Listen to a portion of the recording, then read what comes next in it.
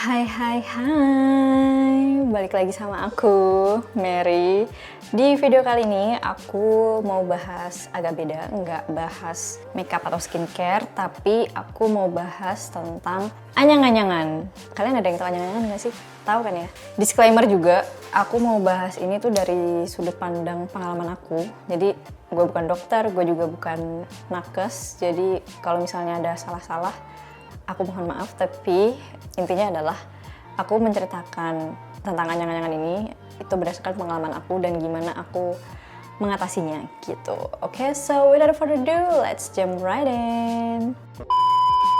Oke, jadi buat yang belum tahu anyang-anyangan itu apa sih gitu kan. Anyang-anyangan itu adalah bisa dibilang kayak gejala awal dari infeksi saluran kemih yang terjadi bisa ke cewek, bisa ke cowok, tapi mostly itu terjadi pada perempuan. Kenapa terjadi sama perempuan? Karena dari pengalaman aku ya, dan dari yang aku baca-baca, jadi perempuan kenapa lebih rentan untuk ngalamin anyang-anyangan itu karena saluran kencing atau saluran kemihnya perempuan itu tuh lebih pendek daripada laki-laki. Sehingga ketika mungkin buat kalian yang sudah sexually active, jadi lebih rentan karena kalau misalnya kalian melakukan seksnya itu tidak bersih, itu malah bikin banyak bakteri atau virus gitu, jadi lebih gampang masuk ke saluran kemih tersebut gitu. Itu sih seingat aku yang aku pernah baca kayak gitulah. Terus anyang-anyangan tuh rasanya kayak gimana sih? Jadi anyang-anyangan itu rasanya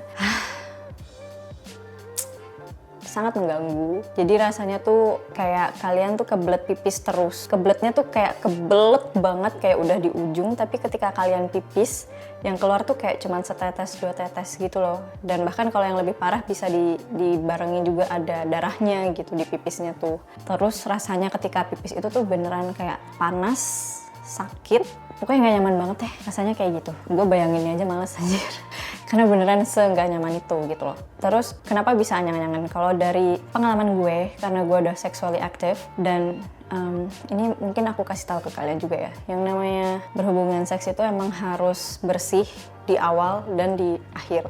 Maksudnya setelah berhubungan seksnya gitu loh. Dan ini adalah sex education yang gue nggak dapat dari orang tua gue, unfortunately enggak gitu ya. Tapi ya karena mungkin gue kurang mengedukasi diri juga, makanya pas gue sexually active gue ngalamin anyang-anyangan itu karena ya kekurang tahuan gue gitu kan. Karena yang gue tahu adalah bersih-bersih atau pipis itu setelah melakukan seks aja. Tapi ternyata itu harus dilakukan sebelum dan sesudah gitu loh. Jadi sebelum berhubungan seks kalian tuh harus pipis dulu, nggak cuma ceweknya ya, tapi cowoknya juga harus pipis dulu. Terus bersih-bersih juga vagina. Ya kalau yang cowok bersih-bersih penisnya gitu. Pokoknya intinya sebelum berhubungan seks tuh harus pipis dulu dan cebok dengan bersih pakai air mengalir gitu deh pokoknya. Terus setelah berhubungan seks juga gak boleh ditunda-tunda gitu loh. Jadi harus langsung pipis dan dibersihin area vagina dan penisnya gitu. Jadi pokoknya biar pokoknya intinya tetap menjaga kebersihannya aja gitu loh. Soalnya kan kadang biasa ya kalau berhubungan seks kan kadang sudah menggebu-gebu gitu. Jadi kayak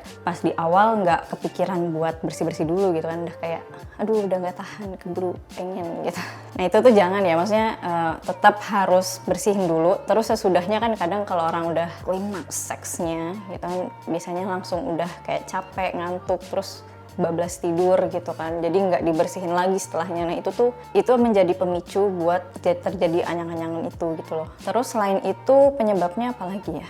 Seingat aku sih kalau aku kurang minum. Jadi kan kalau misalnya di saluran kemihnya itu ada bakteri atau ada virus, itu tuh kalau misalnya kita minumnya air putih yang banyak, kan kita akan jadi lebih sering pipis sehingga virus dan bakterinya itu tuh bisa langsung keluar lewat urin gitu loh. Nah kalau misalnya di hari itu aku kurang minum, otomatis kan aku jadi jarang pipis gitu kan.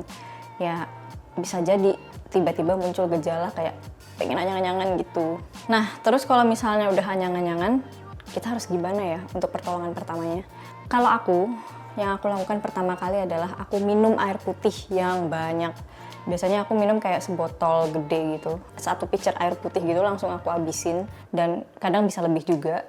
Dan setelah minum air putih yang sebanyak itu kan kita jadi kembung gitu kan, dan otomatis jadi lebih sering pipis. Jadi pipisnya jangan ditahan, langsung pipisin aja semuanya biar anyang-anyangannya tuh hilang gitu loh. Jadi biar virus atau bakterinya tuh semua ikut keluar lewat urin gitu. Itu pertolongan pertama aku sih. Pertolongan keduanya adalah aku pakai si Fillmore Spritz Sister.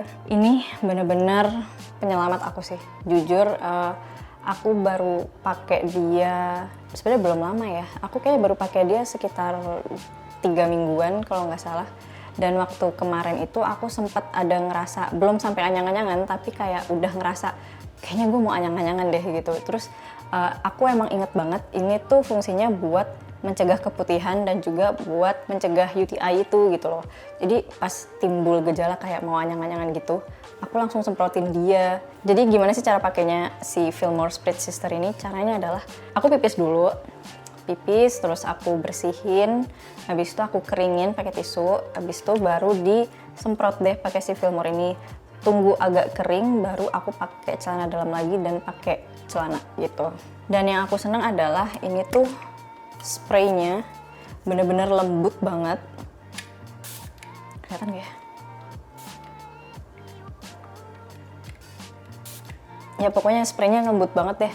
Jadi spraynya tuh halus banget, jadi kalau misalnya dipakai buat nyemprot vagina, itu tuh bener-bener nggak bikin sakit, nggak bikin kaget gitu loh. Halus banget, nggak kerasa sama sekali. Dan ini juga nggak ada parfumnya, jadi aman banget dipakai. Dan ini tuh kayak apa ya, kayak spray yang serbaguna gitu loh. Jadi ini tuh bisa dipakai buat mencegah keputihan, terus buat mencegah UTI juga.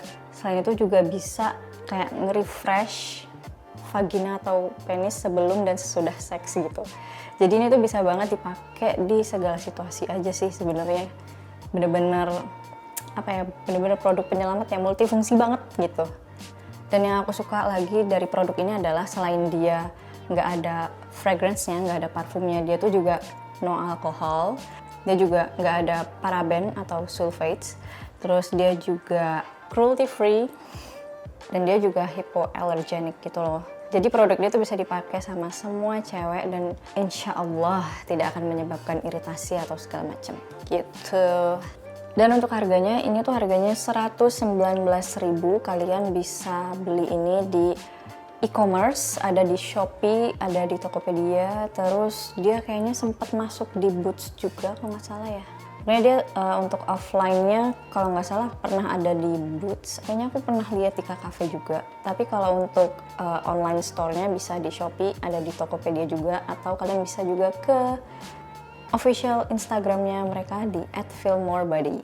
Nah kalau misalnya kalian mungkin ngalamin anyang-anyangan itu terlalu sering, bahkan mungkin udah parah gitu ya, misalnya sampai pipisnya tuh ada darahnya segala macam, saran aku sih mending kalian langsung aja konsultasi ke dokter biar ada penanganan lebih lanjut, karena mungkin aja itu adalah gejala dari infeksi yang lebih parah lagi gitu. Terus cara mencegah anyang-anyangan itu gimana ya? Cara mencegah anyang-anyangan itu sebenarnya ya intinya sih jaga kebersihan aja. Jadi pertama kalian harus minum air putih yang cukup. Jadi biar saluran kencing kalian tuh dibersihin terus gitu loh lewat urin. Jadi misalnya ada bakteri atau ada virus yang masuk ke saluran kencing tuh bisa langsung keluar lewat urin. Jadi nggak menumpuk di urinary tract-nya gitu. Yang kedua, kalian tuh harus banget jaga kebersihan. Jaga kebersihan itu yang kayak gimana sih? Jadi kalau misalnya kalian udah sexually active, kalian harus inget ya, harus banget pipis dan bersihin area kewanitaan, area vagina itu sebelum dan sesudah melakukan seks. Atau kalau misalnya kalian yang belum sexually active, misalnya kalian pipis, kalian tuh harus perhatiin bilasnya, ceboknya itu tuh harus pakai air yang bersih. Kalau bisa air yang mengalir gitu ya, maksudnya ngalir dari keran, bukan yang air ngedep gitu. Kalau bisa setelah pipis itu langsung dikeringin pakai tisu, jadi supaya pas pakai celana dalam tuh nggak lembab.